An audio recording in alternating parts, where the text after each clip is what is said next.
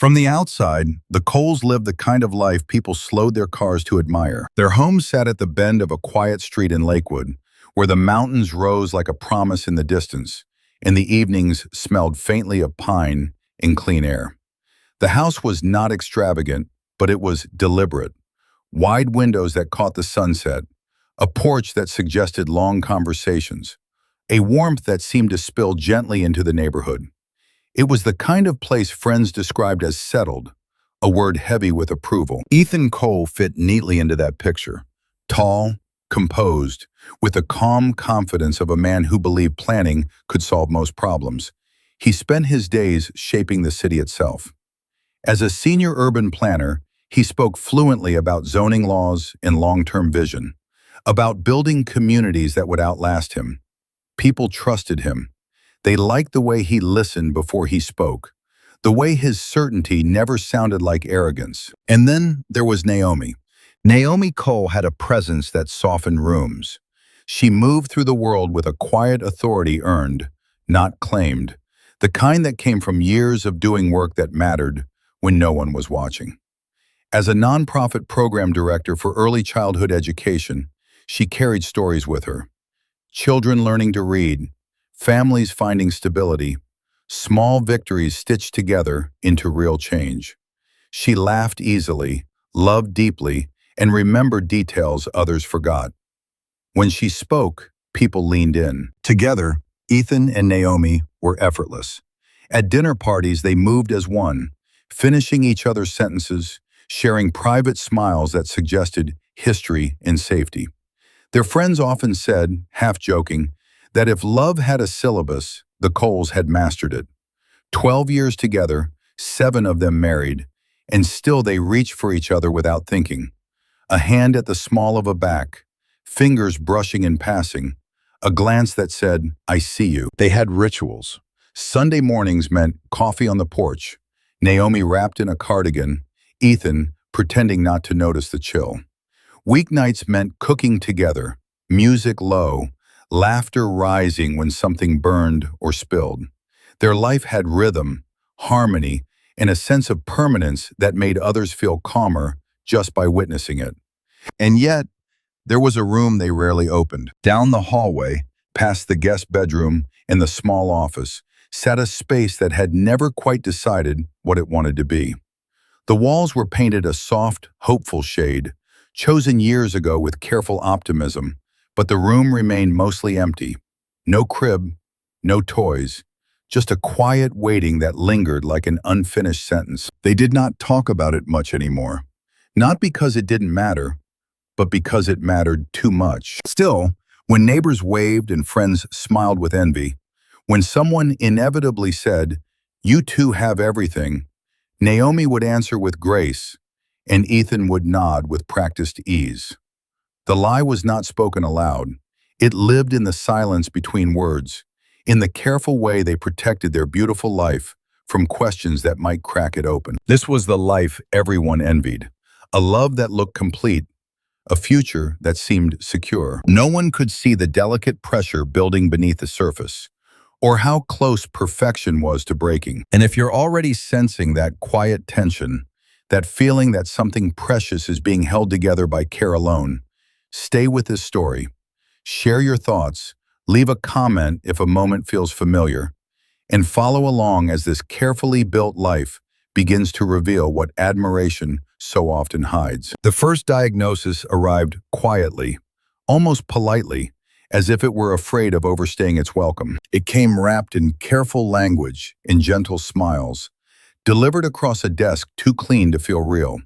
The doctor spoke in probabilities, in charts and averages, in phrases like reduced likelihood and statistically unlikely. Naomi listened with her hands folded in her lap, her posture calm, her face composed. Ethan leaned forward, elbows on his knees, searching every word for certainty that never came. "It isn't impossible," the doctor said kindly, "just difficult." At first, difficulty felt manageable. It felt like a puzzle, something that could be solved with persistence and patience.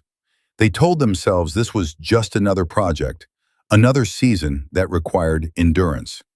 Naomi researched clinics and protocols late into the night, her laptop glowing softly beside their bed.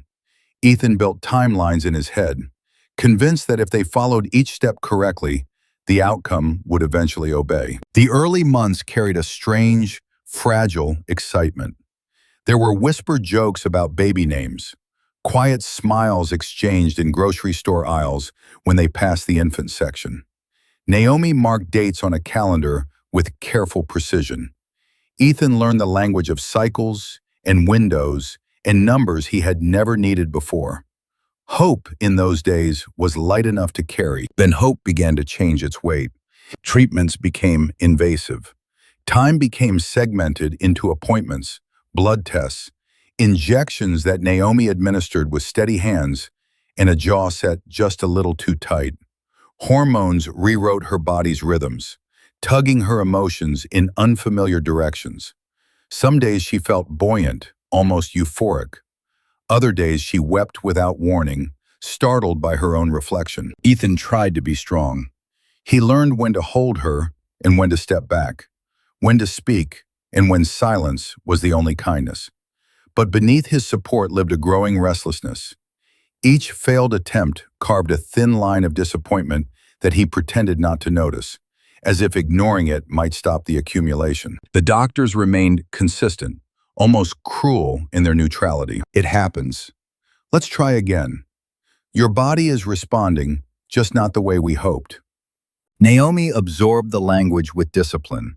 She asked the right questions. She followed instructions precisely. She endured procedures that left her exhausted, hollowed out in ways she struggled to name. Through it all, she never framed her body as broken. She spoke of it as tired, confused, overwhelmed, but still worthy of care. Ethan heard something else entirely. Each appointment felt like a countdown he hadn't agreed to start. He watched Naomi bear the physical cost and told himself he was grateful, but gratitude slowly curdled into fear. Fear of time, fear of ending, fear of standing still while the world moved forward without them. When adoption was mentioned, Naomi listened thoughtfully. When a pause was suggested, she nodded, relieved by the idea of rest. But Ethan's mind snagged on a single phrase the doctor repeated more than once. Highly unlikely, but not impossible. Unlikely became unacceptable. Not impossible became a challenge. At night, lying beside Naomi, Ethan stared at the ceiling and imagined futures branching away from him. He loved her, deeply, unquestionably, but love began to feel conditional on an outcome neither of them could fully control. He hated himself for the thought, even as it returned, uninvited and persistent. Naomi sensed the shift long before he named it. She felt it in the way his touch lingered less, in the way conversations curved carefully around the subject they could no longer approach without bruising. She felt it in her own body, carrying both the burden of expectation and the quiet shame of disappointing someone she loved. The diagnosis did not end. It echoed. It followed them home, sat with them at dinner, slept between them at night. It became a presence neither could dismiss, only endure. And though no one said it aloud, both of them understood the truth taking shape in the space between them. This was no longer about medicine. It was about meaning. Ethan learned the language of inheritance long before he understood the cost of it. It was spoken at family gatherings and threaded through casual conversations, delivered with a smile sharp enough to cut. His father never raised his voice. He never demanded. He simply reminded. Of names etched into courthouse records. Of land once owned, then sold. Of men who left something behind that could be pointed to, counted, and claimed. Legacy, his father liked to say, swirling a glass of bourbon he rarely finished. It's not about money, son. Money disappears. Legacy stays. Ethan had nodded at those words his entire life, absorbing them as truth rather than pressure. Only now, standing at the edge of middle age, did he feel their full weight settle on his chest. Legacy to his father had always meant blood, a continuation, proof that the line had not ended with him. Naomi heard the comments too. They came disguised as jokes, as concern, as well-meaning curiosity. You two would make beautiful children. Still plenty of time, right? She answered with grace every time, her smile measured, her voice warm. She never corrected him, never challenged the assumption that something was missing. But she felt it. She felt the way Ethan stiffened beside her during those visits, how his laughter sounded just a fraction too loud, how his hand tightened around hers as if grounding himself. She felt the unspoken comparison forming in the room, what had been achieved versus what had not. And though no one said her name, she knew exactly where the blame settled. On the drive home from one such dinner, the silence stretched until it pressed against Naomi's ribs. "You don't have to carry that," she said gently, eyes on the road. "Your father's expectations aren't your responsibility." Ethan didn't answer right away. He watched the headlights slide past them, one after another, like chances slipping through his grasp. "He's not wrong," he said finally, his voice quiet but firm. "I want something that lasts." Naomi turned then, studying his profile, the familiar lines of a man she loved, now shadowed by something restless and sharp. "We last," she replied. "This lasts." He nodded, but the nod lacked conviction. From that night on, something subtle began to change. Ethan started measuring his life not by what it held, but by what it lacked. Friends with children became mirrors he avoided or studied too closely. Every milestone they announced, first steps, first words, felt like a quiet indictment. Naomi noticed how the language between them shifted. "When we have a child" became "if." "Our future" became "my future." The difference was slight, almost imperceptible, but it lived in the spaces between their sentences. She tried to meet him there, to remind him of what they had built together. She spoke of the children her program served, of the lives changed through patience and presence. She spoke of love as an inheritance that did not require proof. Ethan listened.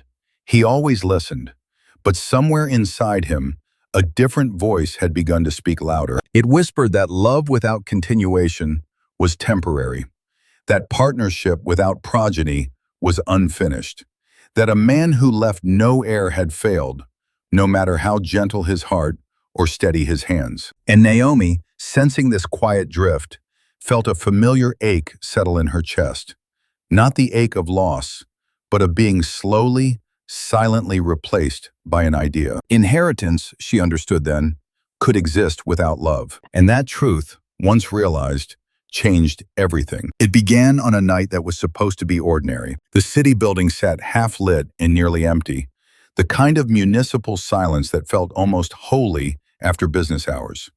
Outside, early spring rain traced slow, patient lines down the windows, turning streetlights into softened halos. Ethan had stayed late to finish a compliance review, another checklist, another set of signatures meant to protect the public from unseen risks. He told himself he was working. In truth, he was hiding in the only place that still felt predictable. He was alone in a conference room when the door opened without urgency. A woman stepped in with a binder hugged to her chest and an umbrella dripping at her side. She wore practical flats and a dark blazer, the uniform of someone who had learned to be taken seriously. Her hair was pulled back neatly, but a few strands had escaped and clung to her cheek like something stubbornly human. "Sorry," she said, not breathless, not apologetic enough to seem nervous. "I was told you'd still be here." Ethan glanced up, expecting an intern or a nervous contractor. Instead, he met a gaze steady enough to hold. "Lena Brooks," she added, offering a polite smile. "Contract compliance. I'm covering the audit trail for the Riverview rezoning." Her voice had warmth in it, quiet, unforced.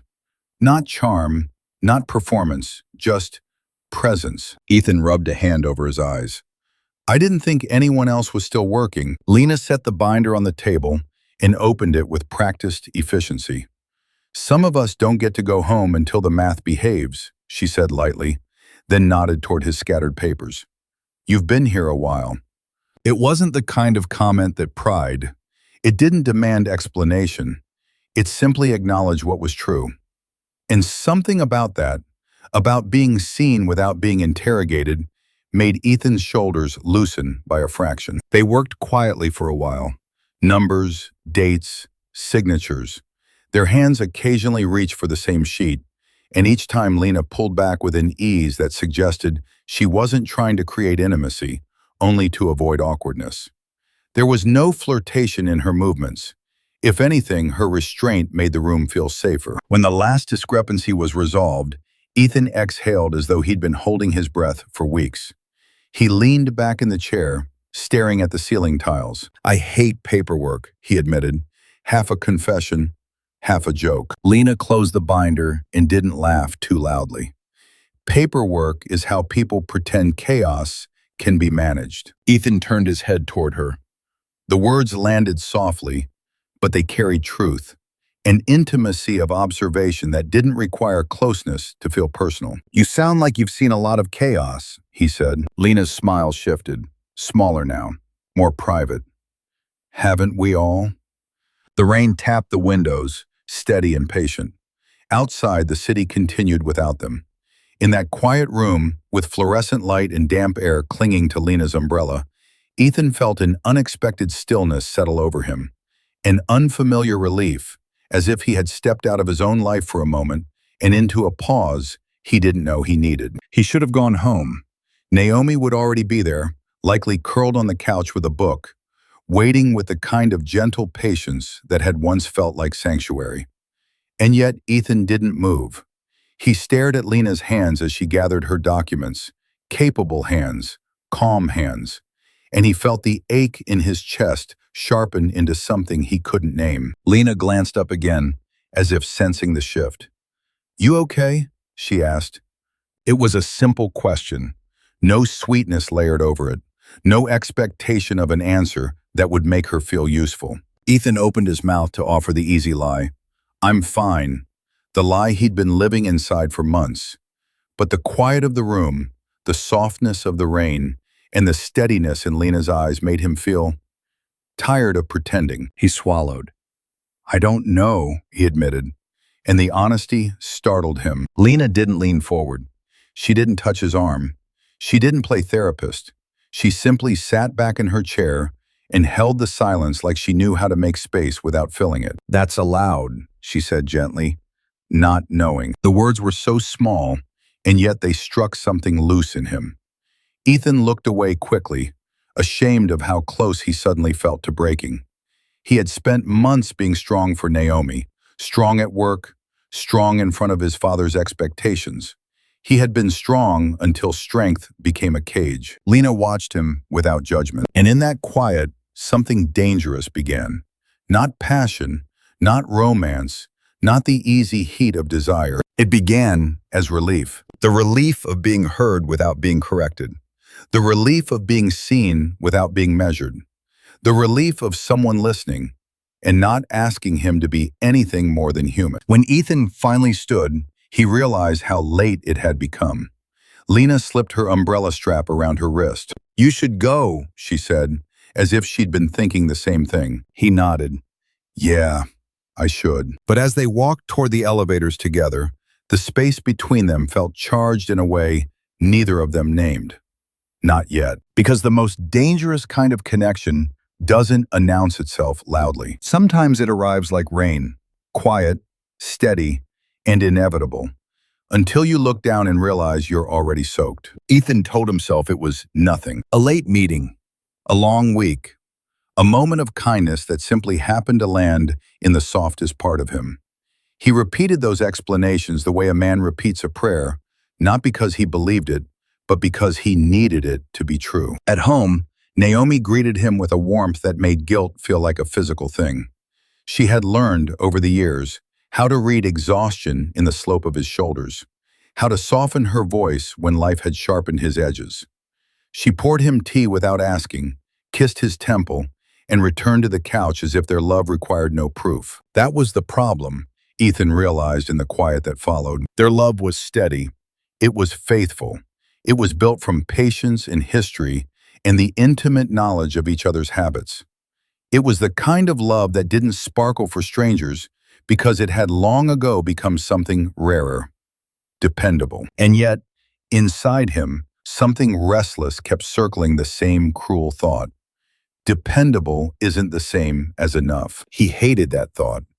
It felt like betrayal even before he acted on it. Days passed. Then another late evening arrived, as if the world had made room for it. Ethan's phone vibrated with a message from Lena. Found the missing annex page. Want me to drop it by? The request was practical, innocent, clean. Ethan could have said no. He could have asked her to email it. He could have closed the door that had barely opened. Instead, he typed back, sure. When Lena arrived, she stood just inside the lobby of his building, the air outside still clinging to her coat. She handed him the page, and their fingers brushed for half a second. Nothing dramatic, nothing cinematic. But Ethan felt it like a match struck too close to dry paper. You're still working too much, she said lightly. You sound like my wife, he replied, meaning it as humor. Lena's eyes flickered. Interest, surprise, restraint. She didn't smile too widely. You're married, she said, not accusing, not shocked, just stating a fact as if facts mattered. Ethan nodded, and something in his chest tightened. Yeah. For a moment, Lena looked as though she might step back, excuse herself, return to being a professional name on an email thread. Ethan felt the panic of that possibility, quick and irrational. It's complicated, he added, and hated himself for how easy it was to use that word like a key. Lena didn't ask for details. She didn't push, but she didn't leave either. She studied him, and her voice softened into something dangerously gentle. Complicated doesn't erase right and wrong, she said. Ethan should have agreed. He should have thanked her for the reminder and let the moment die with dignity. Instead, he heard himself say, I'm not happy. The words hung between them like a confession he couldn't take back. In that instant, the lies shifted shape. It was no longer about why he stayed late at work. It was about the story he began telling to justify what he wanted. Lena's gaze didn't turn tender. It turned careful. Then you should talk to her, she said. Ethan laughed once, short, bitter. We've talked for years. Talking doesn't change biology. There it was. The sentence that made his marriage sound like a problem to solve rather than a bond to honor. The sentence that turned Naomi's body into a verdict. Lena's jaw tightened. And you think this, whatever this is, changes that? Ethan didn't answer. He didn't have an answer that wasn't selfish. He only knew that when he stood near Lena, the air felt lighter. With her, he wasn't reminded of the clinic, the failed tests, the quiet grief that lived in Naomi's eyes when she thought he wasn't looking. With Lena, he could pretend he wasn't drowning. They rode the elevator in silence. When the doors opened to the parking level, Lena stepped out first. Ethan followed without thinking, as if pulled by a gravity he wanted to blame on anything but choice. In his truck, the city lights smeared into soft gold through the windshield. Lena sat angled slightly toward him, hands folded in her lap, composed, not eager, not coy. She looked like a woman who understood consequences and was deciding, moment by moment, whether to step into them. You don't have to do this, she said quietly. Ethan's throat tightened. I know. He stared at the steering wheel as if it could steer him back into the man he used to be. But then Lena reached out, not to touch him, not to seduce, but to lift a strand of hair from her face, a small, ordinary motion. And Ethan realized the terrible truth. It wasn't temptation that made him weak. It was his hunger to feel chosen by life again. He turned toward her. Their kiss was not wild. It wasn't even graceful. It was the kind of kiss that happens when two people are trying to borrow warmth from each other's loneliness. It was hesitant, trembling at the edges, and when it deepened, it felt less like passion and more like surrender. When he pulled back, Lena's eyes were wide, stunned by what they'd done. Ethan tasted guilt like metal on his tongue. I can't, Lena whispered. Ethan nodded, breath unsteady. I know. And yet, he didn't open the door. He didn't end it. He didn't do the clean, honorable thing. Because the worst lies are not the dramatic ones. They are the clean ones, polished, quiet, and easy to live inside. That night, Ethan went home to Naomi, smelling like his own cologne. his shirt crisp, his expression carefully neutral. He kissed her forehead, accepted her love, and sat beside her on the couch like a man who had not just cracked the foundation of their life. Naomi leaned her head on his shoulder, and Ethan, holding her close, realized he had become someone who could lie while being held. A clean lie was still a lie, and it was already beginning to stain everything. 3 weeks passed in the strange, suspended way that betrayal always does. Time moving forward while the soul stays behind. Ethan lived in two worlds that never touched. In one, Naomi's voice floated through their home like music. Soft questions, steady laughter, the familiar comfort of a woman who still believed in the shape of their life. In the other, Lena existed in flashes. A message arriving like a pulse. A stolen hour that felt too bright to be real. The dangerous relief of being seen without being asked to explain. He told himself it would stop. He told himself it had already stopped. He told himself he was still a good man because he still went home. Then, on a Tuesday afternoon, Lena asked to meet. Not at the city building, not in the shared, public spaces where professionalism could be worn like armor. She chose a small cafe near Sloan's Lake, where the windows caught the pale winter light and the tables were spaced far enough apart for secrets to breathe. When Ethan arrived, Lena was already there, sitting with her shoulders straight and her hands wrapped around a cup that had long since gone cold. She didn't greet him with a smile. She didn't tease him for being late. She looked still, as if she'd pressed pause on her own heartbeat just to remain composed. Ethan slid into the seat opposite her, unease tightening the back of his throat. "Hey," he said gently, as though tenderness could erase what they'd become. Lena's eyes held his for a moment, then dropped to the table. She opened her bag and placed a manila envelope between them.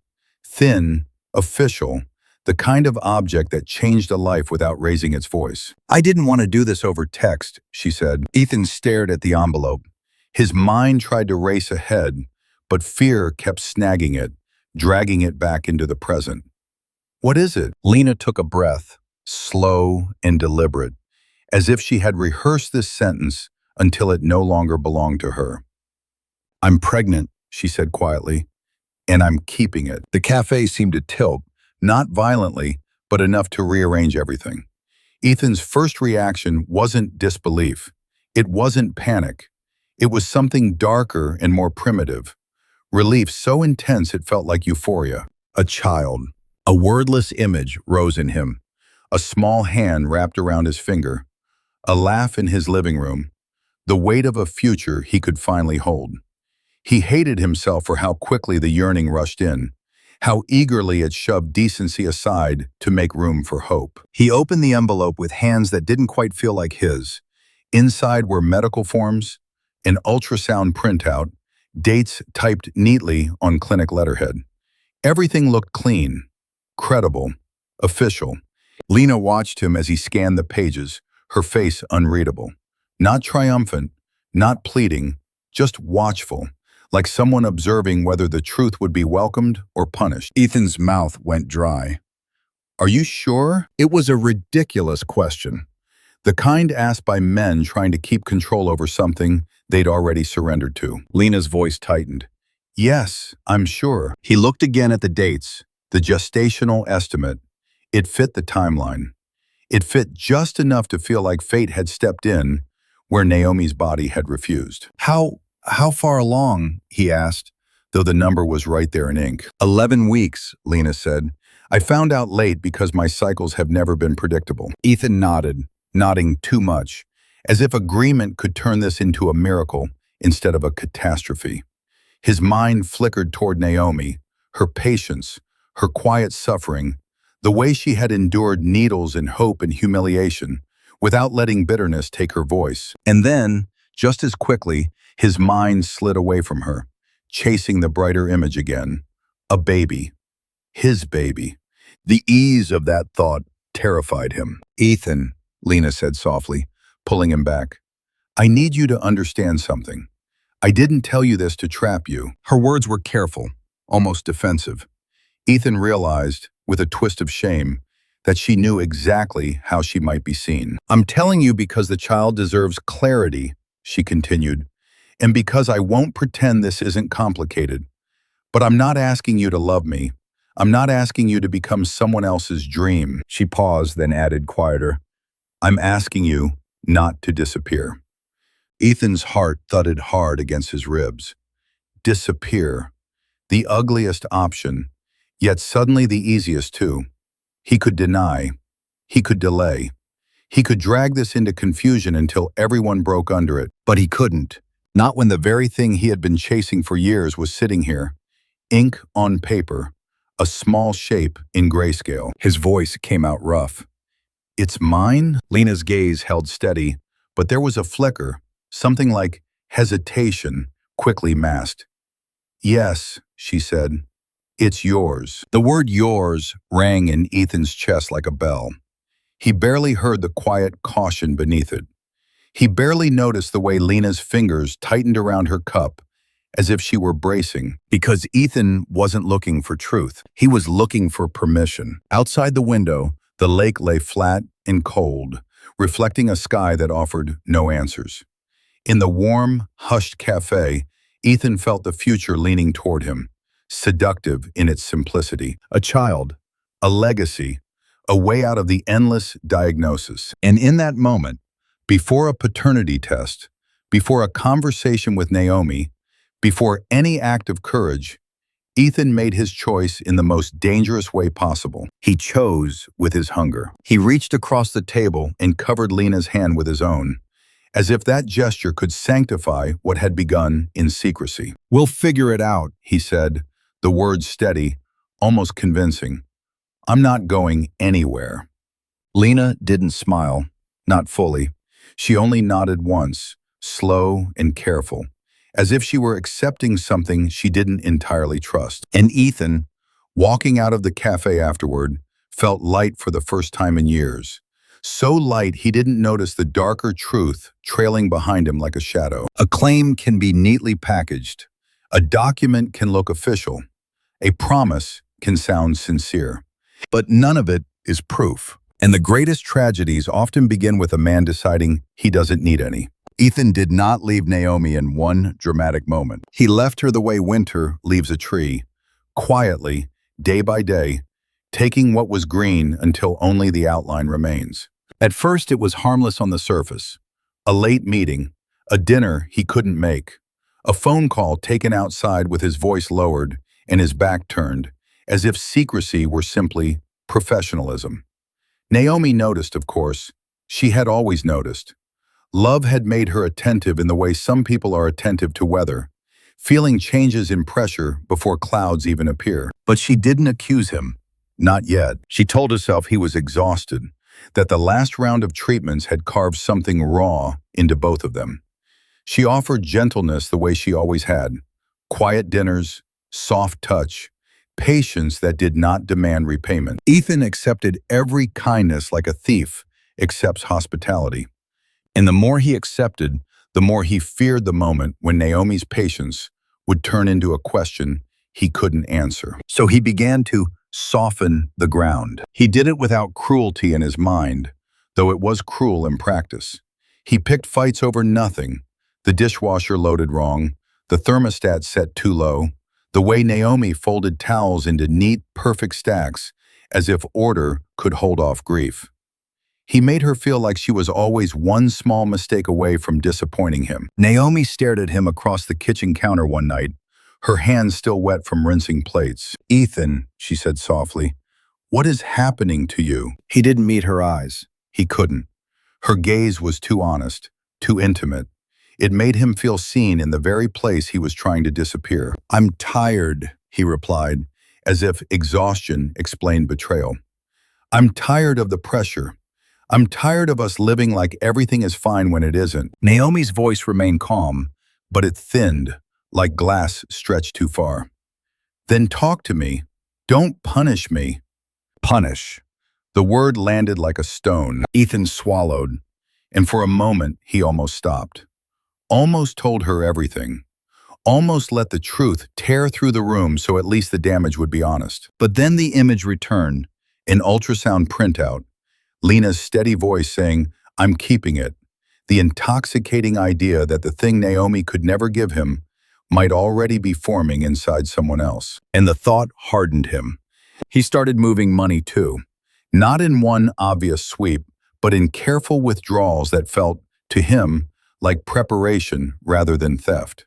A deposit here, a temporary transfer there, the kind of financial bleeding that looks harmless until you step back and see the wound. Naomi didn't confront him immediately. She watched. She learned. She had spent years running programs, balancing budgets, catching small discrepancies before they became disasters. She recognized patterns the way other people recognize faces. One morning, while Ethan showered, Naomi sat at the dining table with her laptop open and a cup of coffee cooling beside her. Her fingers moved steadily, clicking through statements, dates, amounts, not frantic, not emotional, focused. When Ethan came downstairs, towel around his neck, she closed the laptop with a quiet click that made him pause. "Are we okay?" he asked, attempting softness, attempting innocence. Naomi looked up at him. Her expression was gentle, too gentle. It was the face of a woman choosing her words with care. "I think," she said, "we're becoming something we never meant to be." The sentence wasn't an accusation, and somehow that made it sharper. Ethan felt his chest tighten with a guilt he refused to honor. Guilt required accountability. Accountability required courage, and Ethan did not have courage. What he had was an exit plan, vague, cowardly, built from half-truths. He began speaking in riddles. Maybe we need space. Maybe we've grown apart. Maybe we've tried everything. He never said Lena's name. He never said pregnant. He never said, "I chose someone else." Instead, he practiced the oldest cruelty of all, making Naomi question herself while he quietly prepared to abandon her. One Friday evening, Naomi made dinner, something warm and familiar, the kind of meal that belonged to their earliest years. The scent filled the house with memories, laughter in narrow apartments, cheap wine shared from mismatched glasses, the promise of forever spoken easily because it had not yet been tested. Ethan walked into the kitchen and froze. Naomi stood at the stove, stirring slowly. She wore a simple sweater, sleeves pushed up, hair loosely pinned back. There was a smear of flour at the edge of her wrist. She looked real, not like a problem, not like a diagnosis, like the woman who had once made him believe that love itself was enough. For a long moment, he could not move. Naomi turned, smiling when she saw him. "You're home early." Her smile nearly broke him. He imagined falling to his knees, confessing everything, begging for forgiveness he hadn't earned. He imagined choosing decency at the last moment, choosing the life they had built. Then his phone buzzed in his pocket, one short vibration. A message from Lena. "Doctor confirmed everything. We're on track." Ethan's throat tightened. His hands curled into fists at his sides. He cleared his voice, as if clearing his conscience. "Naomi," he said, and the sound of her name felt like a betrayal all by itself. "Can you sit down?" Naomi's smile faded slowly, like a candle being pinched out. She set the spoon down with careful control and wiped her hands on a towel. "What is it?" she asked, though something in her eyes already knew. Ethan stayed standing. He needed height. He needed distance. He needed anything that kept him from feeling how deeply he was about to wound her. "I can't do this anymore," he said, the words rehearsed but still tasting like ash. "This life we have, it's not enough for me." Naomi didn't flinch. She simply watched him, steady, as if refusing to grant him the mercy of a dramatic reaction. "Not enough," she repeated softly. "And you're saying that to punish me or to free yourself?" Ethan swallowed. "I need a family." Naomi's face tightened, a tiny fracture at the corner of her mouth. "We are a family." Ethan shook his head. His voice rose, not with confidence but with desperation. "You know what I mean." Silence filled the kitchen, thick and heavy. Naomi stared at him for a long time, And in that stare was 12 years of love and labor and loss. There was grief, yes, but there was also something colder forming beneath it, something precise. Finally, Naomi spoke, her voice low and unwavering. "So you're leaving," she said, "and you still can't even say the truth." Ethan opened his mouth, but no words came, because the truth would require him to admit what he had become. Naomi's gaze flipped briefly to his pocket, where the phone still sat like a guilty heart. "You already have someone," she said. It wasn't a question. Ethan's breath caught. He tried to deny it, but denial would have been another lie. And he had already stained this house with enough of them. "Yes," he whispered. Naomi nodded once, slowly, as if placing the final piece into a puzzle she had been assembling in silence.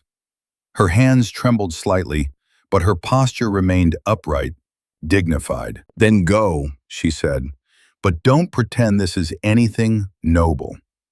Ethan stood there, frozen between the warmth of the kitchen and the cold he had chosen. He waited, absurdly, for her to beg, to cry, to give him an easier version of guilt. Naomi did none of it. She simply turned back toward the stove and lowered the heat beneath the pot, as if refusing to let even the food burn for his exit. Ethan walked out with a bag he had packed in secret. He stepped into the night feeling a strange, sick freedom, like a man who had escaped consequences. But behind him, Naomi remained in the light of their kitchen, staring at the quiet domestic scene he had just shattered. And in the stillness of that moment, something in her shifted. Love did not die with a scream. Sometimes it dies with a decision. After Ethan left, the house did not immediately feel empty. It felt paused, as if the walls were holding their breath, waiting for him to return and say the right words, undo the wrong ones, stitch the torn seam back into place. Naomi stood in the kitchen long after the sound of his truck had disappeared, her hand resting on the counter as though she needed something solid to keep from drifting away. The chili simmered. The clock ticked. The refrigerator hummed. Normal life continued its small, faithful noises, indifferent to the fact that her marriage had just been shattered. At first, she didn't cry, not because she wasn't hurt, but because she was too stunned to obey her own pain. Tears required surrender, and Naomi could not afford surrender, not yet. She turned off the burner, rinsed the spoon, folded the towel, and moved through each action with the careful precision of someone walking across glass. When she finally sat down in the living room, the couch still held Ethan's shape. His mug sat on the side table, rinsed clean, as if he'd been trying to erase even the evidence of his presence. Naomi stared at it for a long time, waiting for emotion to rise. What came instead was clarity. She reached for her phone and opened her calendar. The last 2 years were there like a ledger of devotion. Clinic visits, injections, consults, lab results. So much effort mapped into neat digital squares. It looked, in the cold light of a screen, almost unreal. How much of her life had been poured into a hope that was never guaranteed. And then she opened her banking app. The numbers didn't scream. They never did. They simply shifted, small withdrawals, transfers that looked harmless if you didn't know how to read the pattern. Naomi read it instantly, not because she was suspicious by nature, but because she was competent. She ran budgets for a living. She knew what it looked like when someone started preparing for a life that did not include you. A strange sound escaped her then, half laugh, half breath. Ethan had been unraveling for months, and she had been offering him softness like a blanket.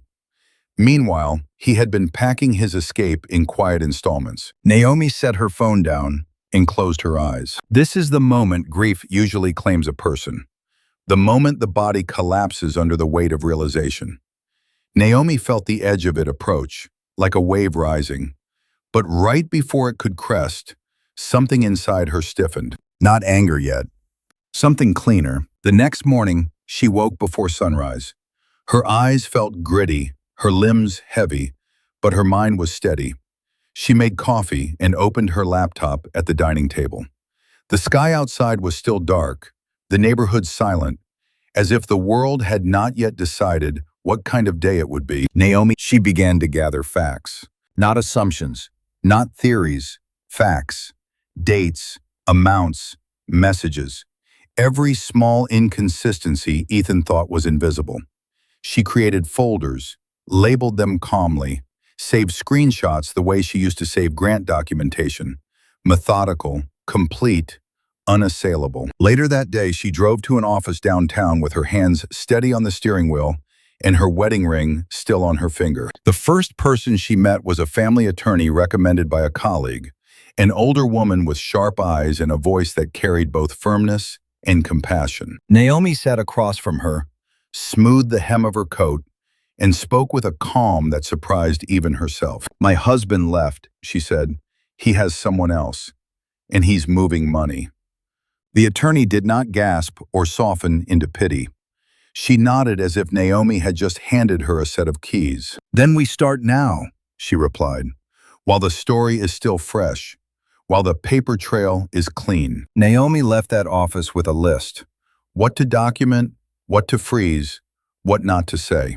She learned that in divorce, love is irrelevant and timing is everything. She learned that courts don't reward heartbreak, they reward evidence. That afternoon, she made one more appointment, not with a therapist, not yet, with a reproductive law specialist. A recommendation that seemed odd at first until Naomi explained the years of treatments, the storage contracts, the frozen embryos they had once spoken of like sacred hope. The specialist listened quietly, then asked careful questions. "Did you ever sign any research donation agreements? Did your clinic ever offer financial discounts in exchange for participation? Do you still have copies of the consent forms?" Naomi felt a chill slide down her spine. She remembered a meeting years ago, after a second failure, when the clinic had offered them reduced storage fees for joining a regulated program. It had sounded harmless, scientific, controlled, anonymous. Ethan had been eager. Naomi had been exhausted. She had signed. She had trusted. Now, seated in the sterile calm of the specialist's office, Naomi realized trust wasn't a feeling. It was a vulnerability. And vulnerability in the wrong hands became a weapon. That night, Naomi returned home and walked down the hallway to the room they never opened. She stood in the doorway for a long time, staring at the soft paint color and the emptiness that had once felt like a shared sorrow. She expected to break. Instead, she inhaled slowly, then stepped inside. She didn't touch the walls. She didn't sit on the floor and weep.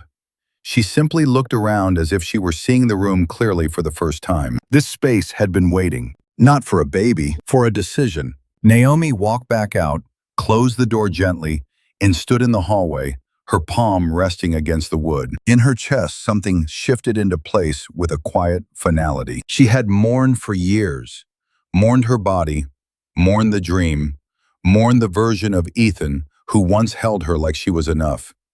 She had mourned so long that she'd forgotten grief wasn't the only response to loss. Sometimes loss doesn't make a person smaller. Sometimes it sharpens them. Naomi took off her wedding ring and set it on the kitchen counter beside Ethan's clean mug. Then she opened her notebook and wrote one sentence at the top of a blank page. "No more begging for love. Only proof. Only truth." And with that, she stopped mourning, not because her heart had stopped hurting, but because her heart had finally chosen survival. Winter arrived the way hard truths do, without apology. Snow dusted the sidewalks of Denver, softening the city's edges, making everything look gentler than it truly was. The air carried that clean, sharp cold that made each breath feel counted. Ethan told himself the season was a sign of renewal, that endings were natural, that he was simply stepping into the life he had been meant to have. He repeated those thoughts the way men repeat excuses when they're afraid to look directly at what they've done. By then, he was living in Lena's apartment on the west side, smaller than his old house, cluttered with boxes of baby items, and a future he kept trying to arrange like furniture. He bought a crib he couldn't assemble properly. He spent too much money on strollers with complicated names. He hovered over Lena with the anxious devotion of a man who believed love could be measured in receipts. Lena let him. She thanked him. She smiled when he kissed her cheek. But sometimes, when she thought he wasn't looking, Her expression drifted into something distant, like she was watching him play a role she hadn't written. Ethan didn't notice. Or maybe he noticed and couldn't bear to interpret it. The divorce papers moved quietly in the background, like a tide Naomi had set in motion long before he realized he was standing too close to the water. Court notices arrived. Emails from attorneys landed with the unromantic thud of reality. Ethan signed what he had to sign and told himself it was temporary pain for permanent reward. Naomi remained largely silent, communicating through counsel. Her absence was its own kind of punishment.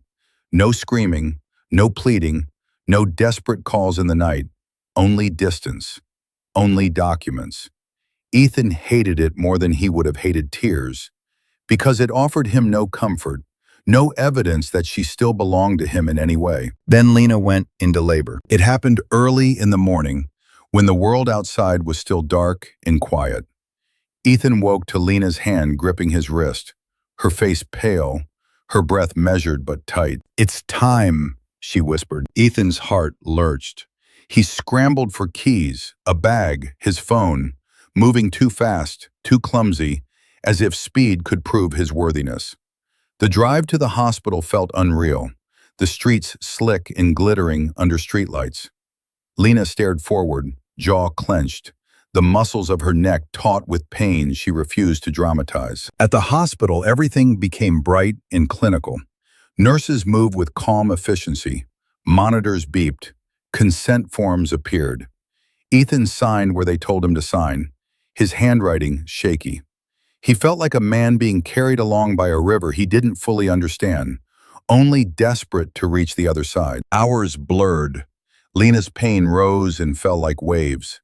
Ethan held her hand, murmuring soft encouragement, telling her she was strong, words that sounded sincere because he needed them to be. And then, finally, the room filled with a sound so sharp it seemed to cut through time itself. A newborn's cry. Ethan froze. The nurse lifted a tiny, squirming body, pink, slick, furious at the world. For one suspended moment, Ethan felt something explode open in his chest. Awe, terror, love, relief, all braided together into a single, overwhelming surge. That's him, Ethan whispered, voice breaking. Lena lay back, exhausted, eyes damp. She didn't look triumphant. She looked emptied out, as if she had poured everything she had into this moment and had nothing left to perform. Ethan stepped closer, watching the baby's face, tiny features scrunched into indignation, hands opening and closing like he was trying to grasp life itself. "He's perfect," Ethan breathed. He searched for himself in the child with frantic tenderness. A familiar nose, the slope of a brow, anything that would make this feel inevitable, ordained. He wanted proof without asking for it. He wanted destiny to sign its name. Lena's gaze flicked to him, brief, unreadable. Then she turned her face away, as if tired of being watched. 2 days later, Ethan brought up the test. He framed it as practicality, as modern responsibility, as something every careful person did. He told Lena it wasn't about distrust. It was about protecting the child from future complications. He used language that sounded reasonable, because he needed to believe he was still a reasonable man. Lena didn't argue. She simply said, "If that's what you need," and that should have unsettled him. The ease of her agreement, the lack of offense, the absence of indignation. But Ethan was too consumed by anticipation. He arranged the test through a certified lab, the kind that issued court-admissible results. He watched the nurse take the swabs with reverent attention, as if the sterile cotton tips were writing his future. Then came the waiting. 3 days, only 3, yet they stretched like an eternity. Ethan checked his email obsessively, refreshing his inbox with the impatience of a man convinced happiness was scheduled. On the 3rd morning, the email arrived. A plain subject line, a PDF attachment, no drama, no warning. Ethan sat at the small kitchen table in Lena's apartment, coffee cooling beside his hand. The baby slept in a bassinet across the room, making soft, helpless sounds that should have anchored Ethan's heart. Instead, Ethan's fingers trembled as he clicked the file. He scanned for the bolded conclusion, eyes skimming past technical terms he didn't care about. He was looking for one number, one certainty, and he found it. Probability of paternity, 0%. For a moment, Ethan couldn't understand what he was seeing. The number sat there like a mistake the world would correct if he blinked hard enough. He blinked. Again. His vision sharpened, and the number remained. His throat tightened. His chest constricted, as if the air had suddenly been stolen from the room. No, it wasn't possible. He scrolled, frantic, searching for clarifying language. An error, a mismatch, a note explaining contamination. But the report was mercilessly clean. The tested male is excluded as the biological father. Ethan's coffee cup slipped from his hand and struck the table with a dull clack, sending a small ripple of liquid outward. The sound felt loud in the quiet apartment. Across the room, the baby stirred and made a tiny noise, innocent, unaware. Ethan stared at the screen until the words began to blur. Not from tears, but from shock so complete it turned his body numb. His mind sprinted in circles. The lab is wrong. The samples got switched. This has to be a mistake. He grabbed his phone and called the lab, voice raw. The technician spoke with calm professionalism, repeating what the report already said. "Sir, the results were run twice. They are definitive." Definitive. The word landed like a sentence. Ethan turned slowly toward Lena's bedroom door. It was half open.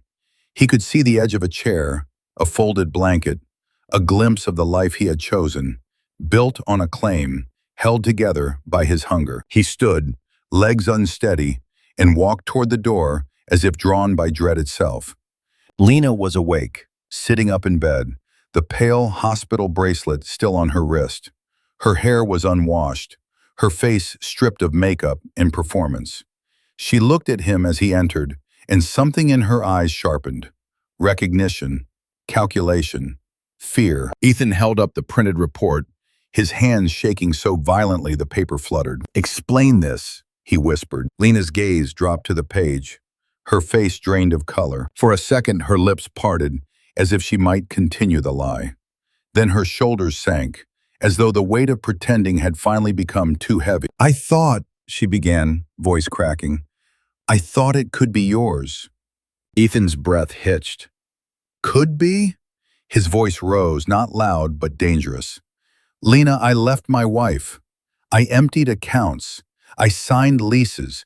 I destroyed my home because you said it was mine." Tears gathered in Lena's eyes. But they weren't soft tears. They were panicked, defensive. The tears of someone cornered, not remorseful. "I didn't plan it like that," she said quickly. "I didn't, Ethan. I was scared. I needed to be safe. And you wanted a baby so badly." The sentence broke apart in the air. Ethan stared at her, the truth arriving not as a single revelation, but as a flood.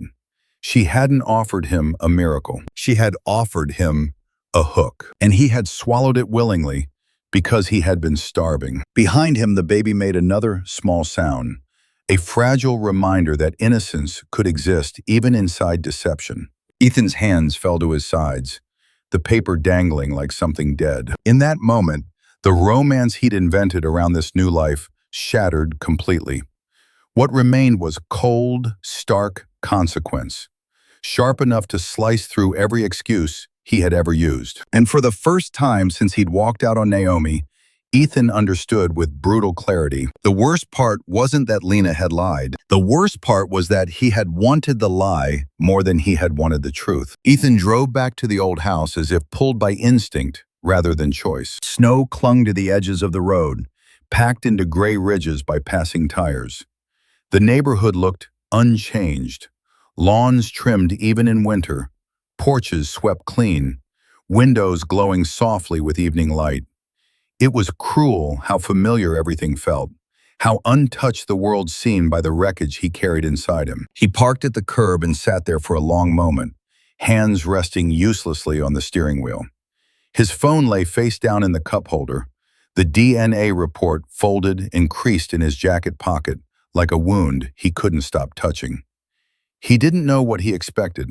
Forgiveness, maybe, or anger, or the comfort of someone else deciding what came next. When he finally knocked, the door opened almost immediately. Naomi stood there, dressed simply, a sweater pulled close around her frame.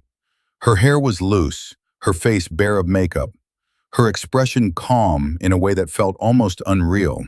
She did not look surprised to see him. "Ethan," she said, as if he were expected. "You should come in. It's cold." The gentleness in her voice cut deeper than hostility ever could. He stepped inside, the warmth of the house wrapping around him with painful familiarity. Everything was exactly where he had left it, and yet it no longer belonged to him. The air smelled faintly of lemon cleaner and something warm, domestic, alive. Naomi closed the door behind him and turned, folding her arms loosely across her chest. "You know," she said quietly, "I wondered how long it would take." His breath caught. "You wondered?" She nodded once, for the test to come back. Ethan's hand flew instinctively to his pocket. He pulled out the folded pages and held them out like an offering, like proof of his own devastation. "It's not mine," he said hoarsely. "The baby, it isn't mine. She lied to me. I didn't know. Naomi, I swear I didn't know." Naomi didn't take the papers. She didn't even look at them. "I know." The words landed softly, final, certain. Ethan stared at her, his mind struggling to rearrange itself around that certainty. "What do you mean, you know?" Naomi walked past him toward the living room, gesturing for him to follow.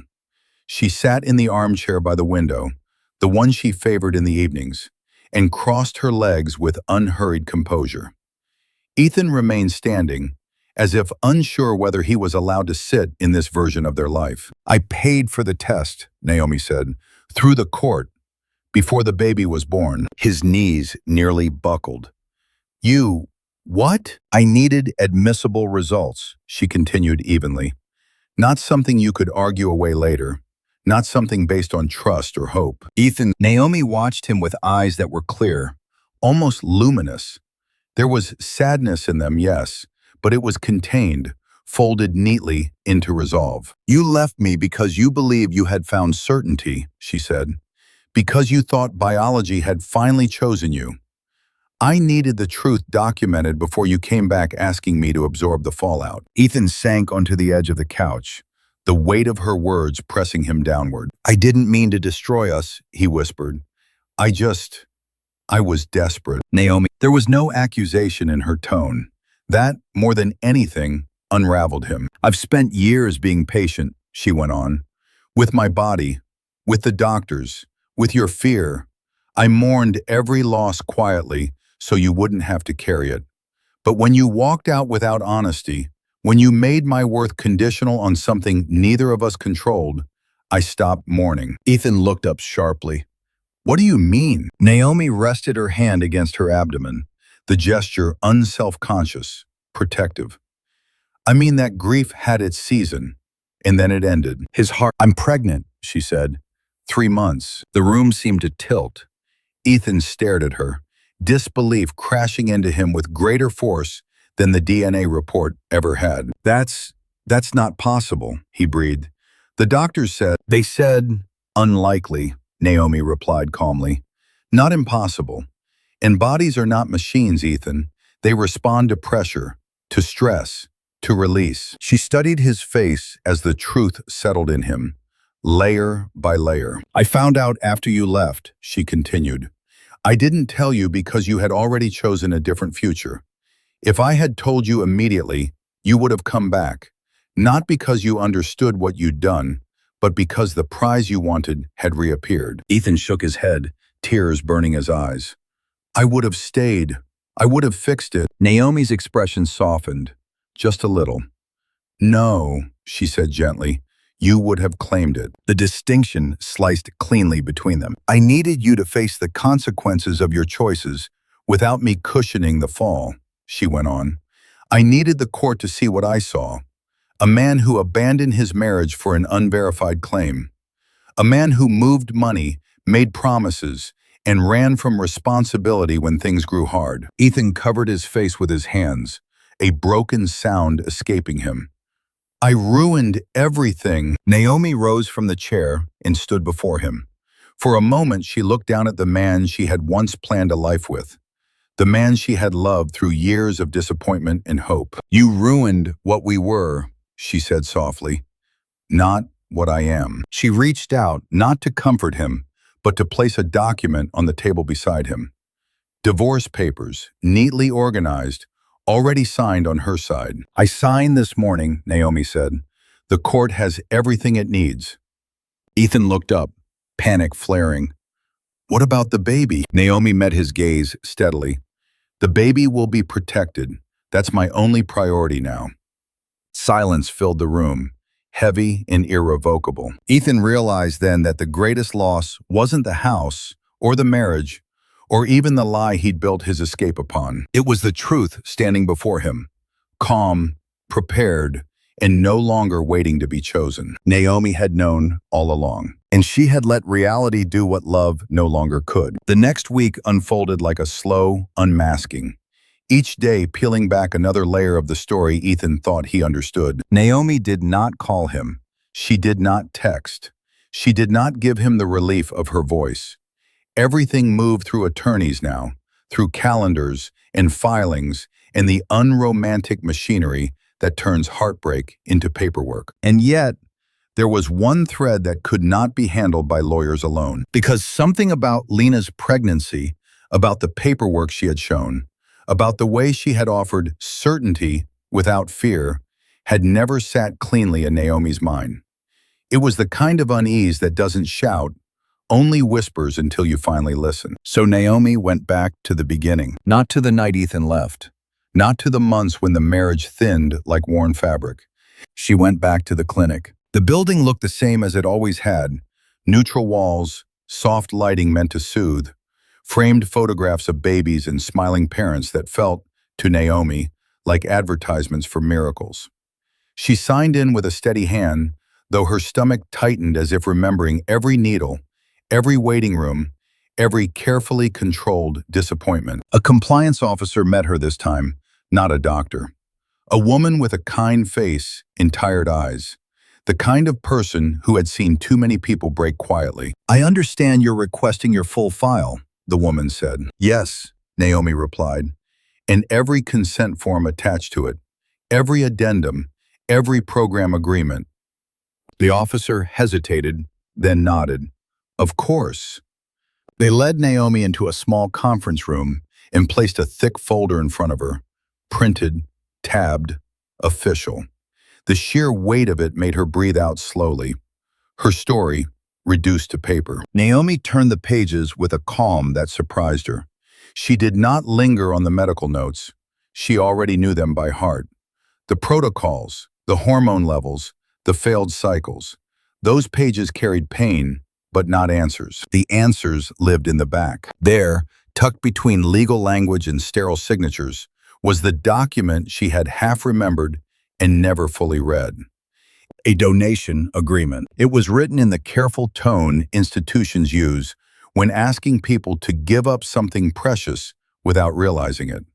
It spoke of regulated research partnerships, an anonymized embryo disposition, of compliance with state and federal standards. It promised privacy. It promised ethics. It promised that nothing would ever connect her name to whatever came after. Naomi's eyes moved line by line, each sentence tightening something inside her. She had signed this years ago, after the second cycle failed, when exhaustion made everything feel negotiable. The clinic had offered reduced fees, storage relief, access to a pilot program. Naomi had been trying to save her marriage then, trying to keep Ethan hopeful, trying to stay afloat. She had trusted the professionals.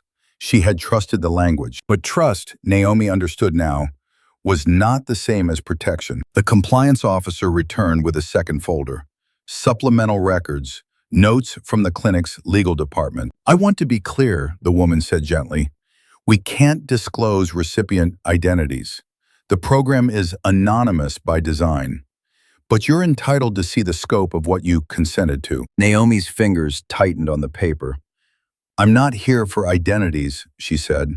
I'm here for truth. The woman nodded, then pointed to a section Naomi had never noticed before. It was a clause about embryo disposition, specifically about what happened to embryos that were never transferred back to the original patient. A quiet sentence, easily missed. Some donated embryos may be allocated to approved gestational carrier pathways under partner programs.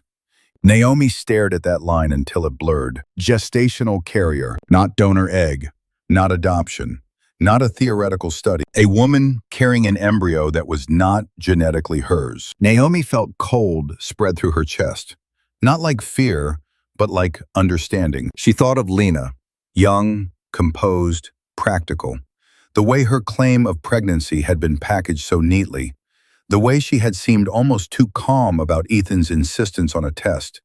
The way she had spoken about needing stability, about not wanting to be abandoned. Naomi lowered her gaze to the paper again, reading faster now, hunting. And then she found it, a program note, stamped with a compliance code and a date. A transfer had been authorized through an external partner network. The embryo was listed only by number, not by name. The recipient was protected by anonymity. Naomi could not see who carried it, but she could see enough to understand the structure. If Lena had been a gestational carrier, if she had been implanted through a regulated program, then Lena's baby would not be Lena's biologically. And it would not be Ethan's either, which meant the lie Lena had told Ethan wasn't simply personal. It was opportunistic. A woman carrying someone else's embryo could still claim anything to the man desperate enough to believe her, especially a man so hungry for fatherhood, he stopped asking questions. Naomi closed her eyes briefly, not in grief, but in a quiet, almost reverent disbelief at the cruelty of chance. So, the compliance officer said softly, reading Naomi's face, you believe your husband's affair partner may have been a carrier in our network. Naomi opened her eyes again.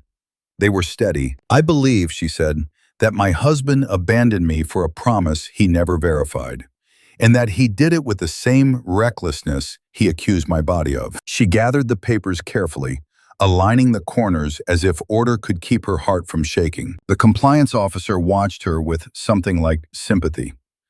Mrs. Cole, I'm sorry. Naomi's mouth curved into a faint, bitter smile, not at the woman, but at the universe. Don't be, she murmured. This isn't tragedy anymore. It's information. Outside, the sky was pale and bright, the snow reflecting light so harsh it almost hurt.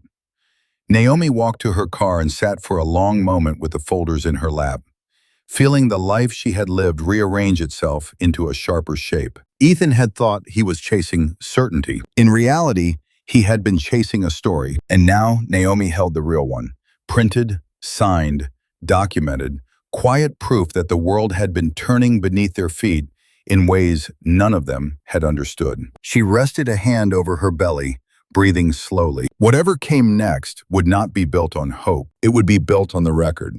There is a particular kind of silence that settles over a courtroom before anything is spoken. It isn't peace. It isn't calm. It is the hush of a room trained to listen for damage. Wooden benches hold strangers who pretend not to stare. Fluorescent lights flatten every face into honesty.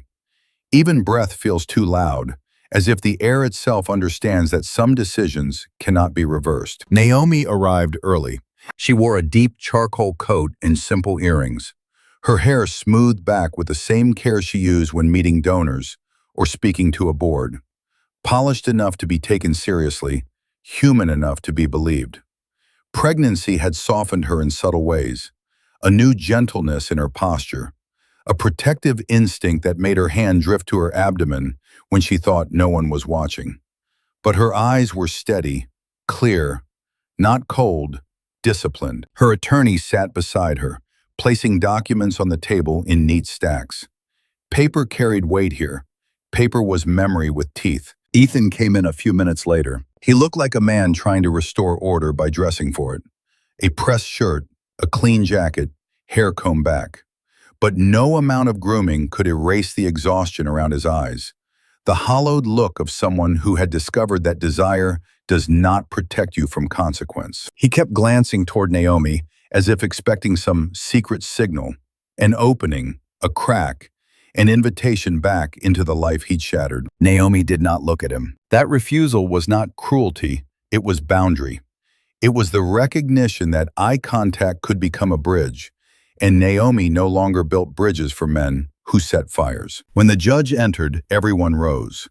The motion felt automatic, ritualistic, as if respect could be produced on command. The judge was a woman in her late 50s with silver hair pinned neatly back, the kind of face shaped by decades of listening to people explain themselves. She glanced at the file, then at Naomi. "Mrs. Cole," she said, voice even, "I understand you are requesting temporary orders regarding marital assets and custody arrangements pending final judgment." Naomi's attorney spoke first, calm and precise. She did not paint Ethan as a monster. She didn't need to.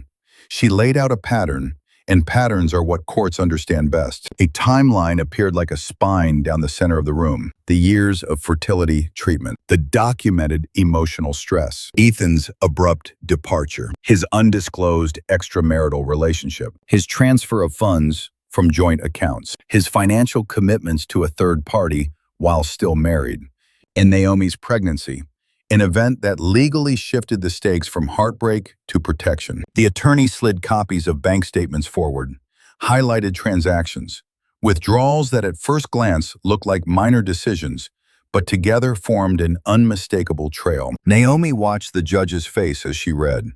It remained composed, but something in her gaze sharpened. Judges didn't respond to drama. They responded to evidence. Ethan's attorney stood and attempted softness. "Your Honor," he began, "my client acknowledges mistakes. He has been under significant emotional distress." The judge lifted a hand, stopping him with quiet authority. "Mr. Cole is an educated man," she said, eyes on Ethan now. "A professional, not a teenager." Ethan swallowed. When it was his turn to speak, he stood slowly, as though standing might keep him from collapsing. He tried honesty first. That alone was unfamiliar enough to make his voice shake. "I loved my wife," he said, glancing toward Naomi, as if the word wife might summon what he had lost. "I still do, but I panicked. I thought I was running out of time. I made reckless decisions. I didn't mean to hurt her." Naomi's lawyer didn't interrupt. She let the words hang because they revealed the truth more clearly than accusation ever could. The judge nodded once, then asked, "You moved marital funds while still legally married. You entered financial agreements benefiting another household. Do you deny that?" Ethan's mouth tightened. "No." "And you left the marital home without disclosure of your relationship?" He hesitated, then exhaled. "No, Your Honor." The judge looked down at the file again. The room felt suddenly smaller, as if all of them were trapped inside the facts. "Mrs. Cole is pregnant," the judge said, voice steady, "and that pregnancy exists within the context of abandonment, financial instability created by the respondent, and a pattern of prioritizing personal desire over marital duty." Ethan flinched, not at the words, but at the way they were stripped of emotion, his life reduced to a sentence that could be filed and stamped. Naomi's attorney spoke again, softer now but no less firm. "We are not asking the court to punish Mr. Cole for infidelity," she said. "We are asking the court to protect my client and the child from financial harm and instability. Mrs. Cole will provide a safe home. She has maintained consistent employment. She has documented everything.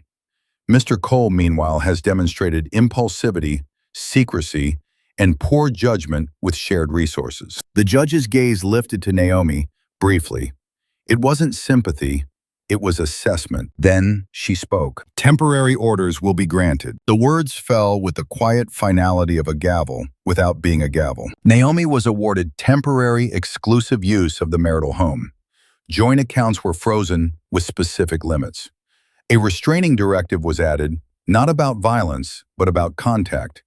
Ethan was to communicate only through attorneys unless otherwise agreed. And then came the matter Ethan hadn't allowed himself to fear until this moment. Custody.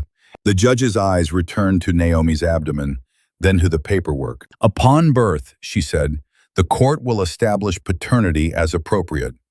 However, given the respondent's recent decisions, including abandonment and financial dissipation, any visitation will begin under structured conditions.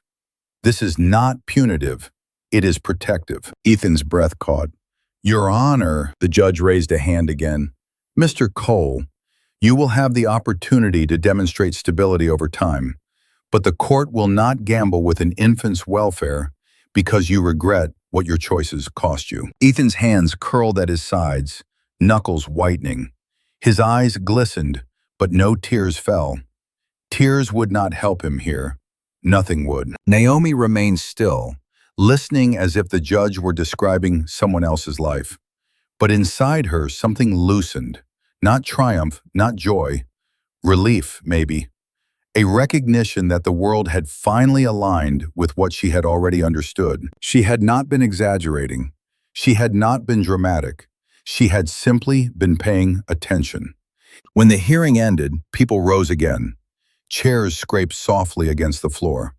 Papers were gathered, neat stacks of reality tucked into briefcases. Ethan lingered, as if waiting for Naomi to look at him, to grant him one last moment of shared humanity. Naomi did not. She stood, pressed a hand gently against her belly, and walked out beside her attorney with the calm of a woman who had learned the hardest truth about love.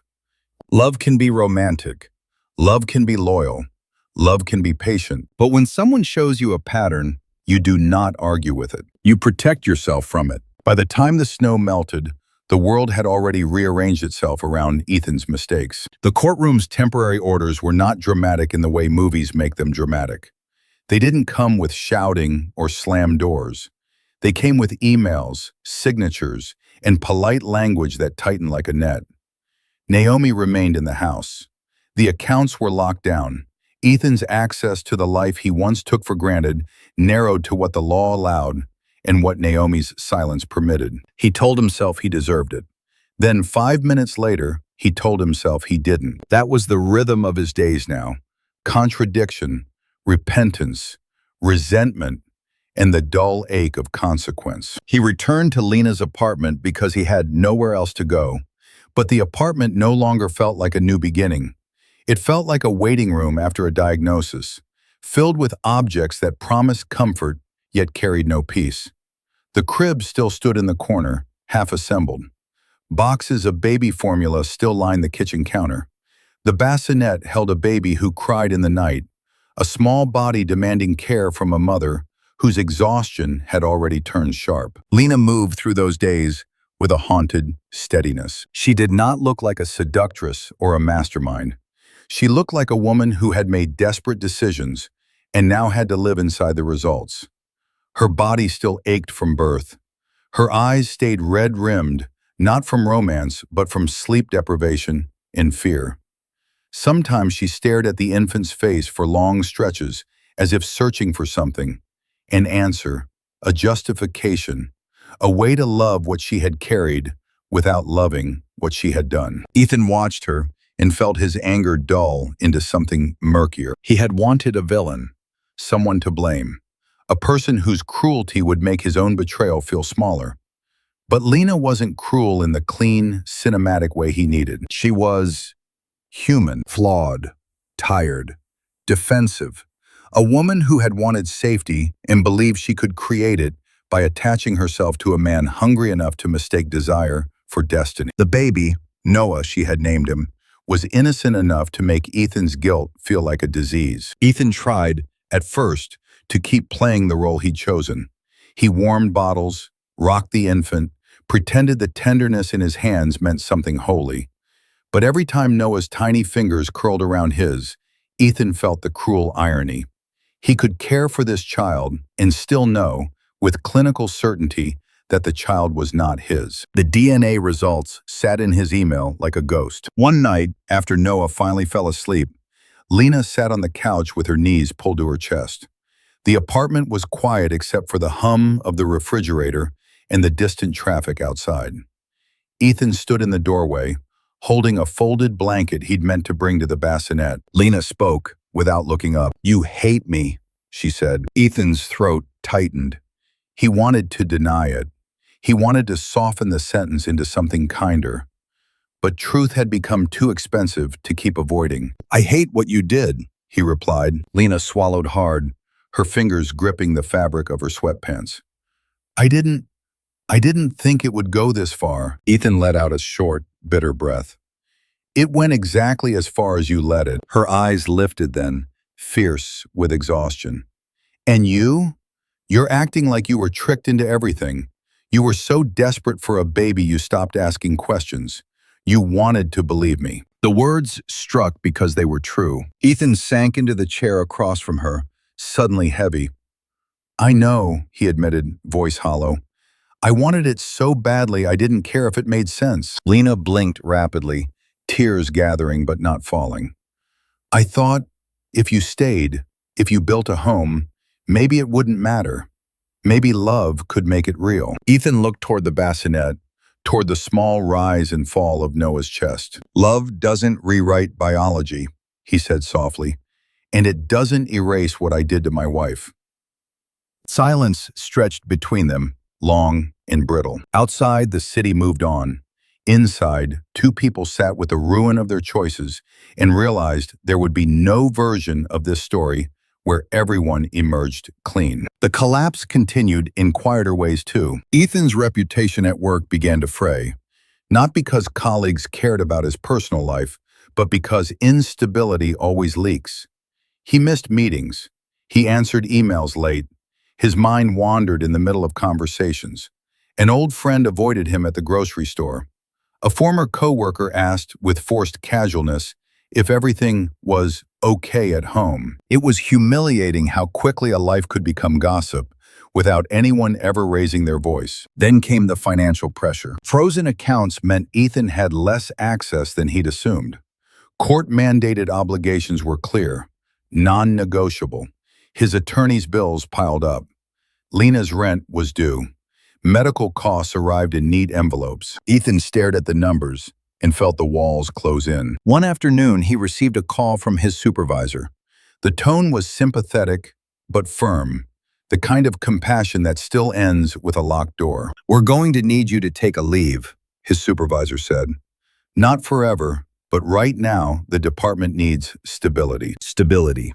The word again, always that word, the thing Ethan had chased with obsession, only to become its opposite. When he hung up, he sat at the edge of Lena's bed and stared at his hands. He had built a career shaping cities, guiding traffic flow, creating order from possibility. Yet he could not guide his own life out of chaos. And Naomi was absent in the most devastating way. Not absent from his thoughts. She was everywhere in them, but absent from the narrative he could control. She didn't call to scream. She didn't call to beg. She didn't call to offer him a way back. She existed behind legal language and measured distance, carrying a child he had helped create and then abandoned in spirit before it even existed. Ethan wanted to believe she was plotting revenge, but the truth was more frightening. She didn't have to. She was simply living with clarity. That was the cruelest part of collapse without a villain. No one's evil was large enough to explain the destruction. There was only selfishness, fear, and the human tendency to reach for shortcuts when pain feels endless. Lena wasn't a monster. She was a woman who gambled with someone else's heart to save her own future. Ethan wasn't a monster either. He was a man who gambled with his marriage to satisfy a hunger he refused to examine.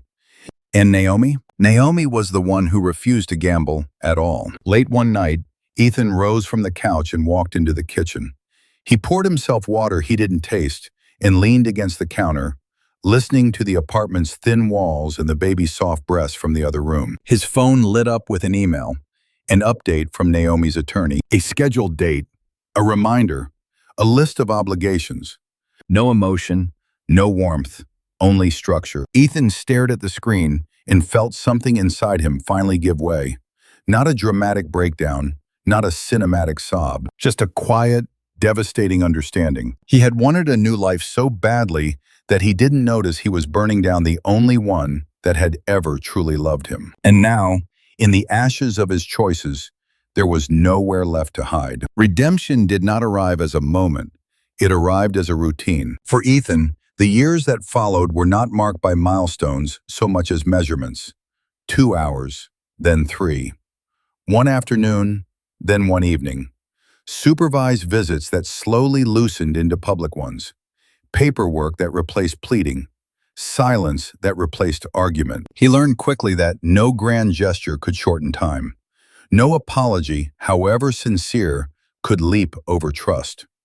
What had been broken would not be restored in leaps, only in inches. Naomi set the terms with the same clarity she brought to everything else. They were written, revised, enforced. Neutral locations, consistent arrival times, no questions about her private life, no attempts at emotional repair disguised as parenting. Ethan accepted them all. At first, the visits felt unnatural, like performances staged under invisible lights. He held his son carefully, spoke softly, smiled too often.